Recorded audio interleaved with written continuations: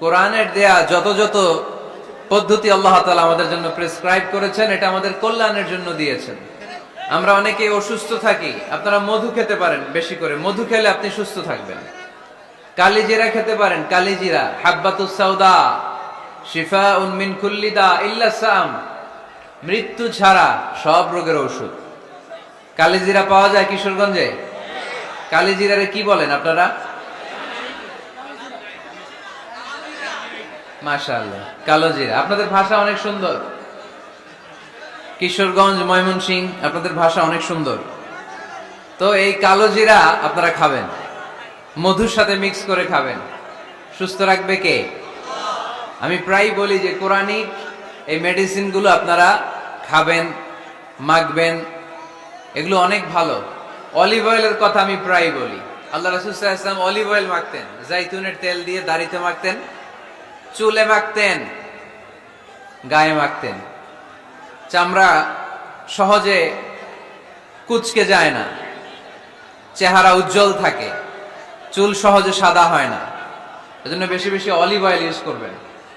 আমাদেরকে অনেক সময় জিন ভূত আসর করে না?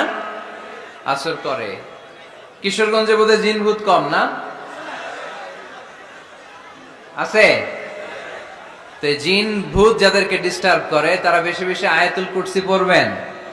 আল্লাহ রাসূল সাল্লাল্লাহু আলাইহি ওয়াসাল্লাম বলেছেন সূরাতুল ইখলাস, সূরাতুল ফালাক, সূরাতুন নাস, এই তিনটা পরে ফিস সাবাহি ওয়াল মাসা, সকাল সন্ধ্যা, ওয়া ইনদামা ইয়াযহাব ইলা ফিরাশি, আর যখন বিছানায় তিনি ঘুমাতে যেতেন এই তিন কুল পড়ে আল্লাহ রাসূল সাল্লাল্লাহু আলাইহি ওয়াসাল্লাম হাতে ফু দিতেন। আর ওই ফু দেয়া হাতটা মাথা থেকে মুছতে মুছতে পা পর্যন্ত মুছতেন। It's a protection from your lord. এটা আমাদের রবের পক্ষ থেকে একটা প্রোটেকশন। সুবহানাল্লাহ পড়েন। We should take this protection every day at morning and evening. শয়তানের ওয়াসওয়াসা থেকে, জিন ভূতের আসর থেকে বাঁচার জন্য এই প্রোটেকশন আমাদের নেওয়া দরকার। আমাদের আদরের কচিকাঁচা সোনামণিরা যারা আছে তাদেরকেও, বাচ্চাদেরকেও জিন ভূত ডিস্টার্ব করে কি করে না? করে। আমরা তাদেরকেও এগুলো শিখাই দিব। এগুলোকে বলে আর রুকিয়া আল ইসলামিয়া, ইসলামী রুকিয়া। এই ঝাড়ফুঁক করা সুন্নাহ। আল্লাহ রাসূল সাল্লাল্লাহু আলাইহি ওয়াসাল্লাম নিজেও ঝাড়ফুঁক করতেন। একবার সেজদারত অবস্থায় আল্লাহ রাসূল সাল্লাল্লাহু আলাইহি ওয়াসাল্লামের হাতে একটা বিচ্ছু পোকা কামড় দিল, তিনি খুব ব্যথা পেলেন। আম্মা জান আয়েশাকে বললেন লবণের পানি গরম দাও।